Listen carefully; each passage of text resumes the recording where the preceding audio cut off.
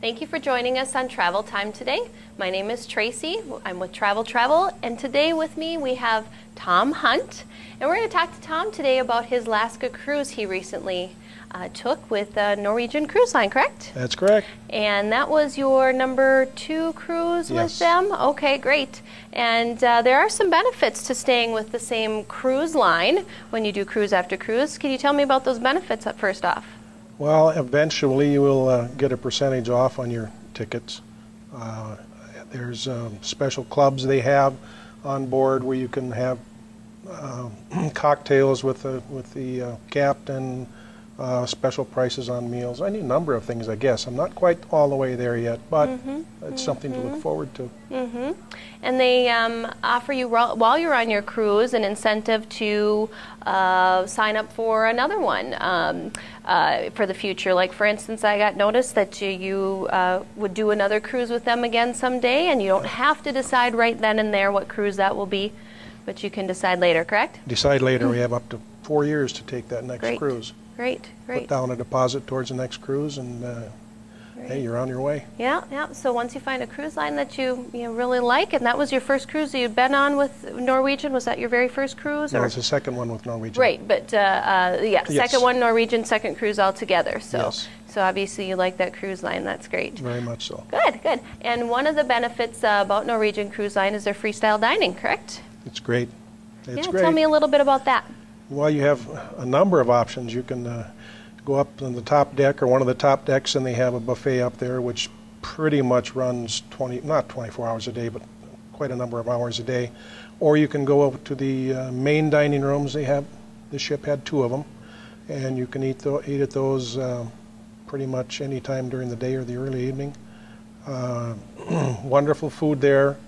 It's a little bit more private, or you don't sit at a table with 9 people. You may only have a couple.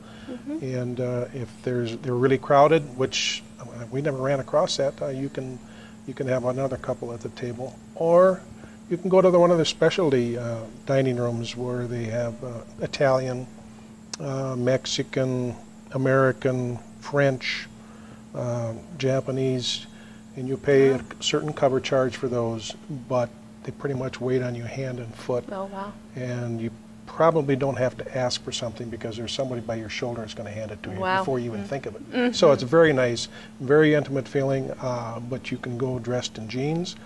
You can wear a suit. You can wear whatever you want, but it's very comfortable. Great. And with that freestyle dining, what's nice too is if you're busy at your port and you don't want to eat early, you can eat later. You don't have to be set with that specific dining time. So that is a nice option. Yeah, you can go anytime. So it's like, if you're not hungry at noon, don't worry about it. You can go later on. It's okay. No problem. Great.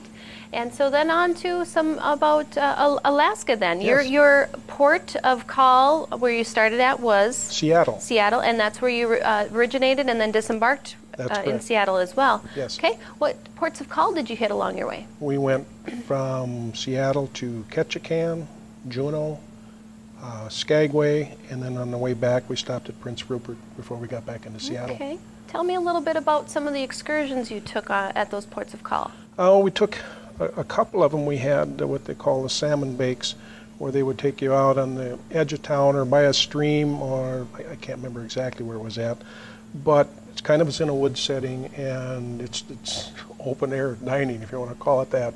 They're baking the salmon and chicken and the beans and whatnot, and those were absolutely wonderful. It was just a real nice afternoon, great afternoon.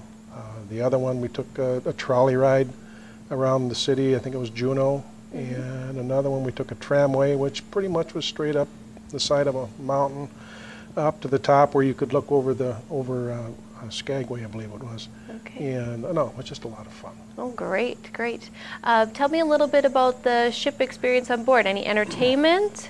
Yes, they had entertainment. It was great entertainment. They had a group that were mimicking Frankie Valli and the Four Seasons. Very good job. And in fact, we actually watched them twice, and they had any number of shows going on different nights. So there was always something to do as far as that's concerned. The casino was there. You have different bars. You can do anything you want. Great. Sounds good. Sounds like there's always something to do, whether you're at port of call or on the ship. Yeah, you can run just about 24 hours a day if you wanted to, but it's kind of nice to get a couple hours sleep. Yeah, there you go. There you go. Well, for Alaska cruises, your typical cruise is 7 nights, 8 days long, along with we can do a cruise tour, it's called, with land offered either before or after your cruise. Alaska is, cruising is a great way to see Alaska, that is. Beautiful. And the season is June through September. And you could call us here at Travel. And don't delay if you're thinking about the upcoming season, because cruises to Alaska do tend to sell out. So call us here at 800-447-2931 or 847-9231. Thank you for joining us today. Thanks, Tom. Thank you.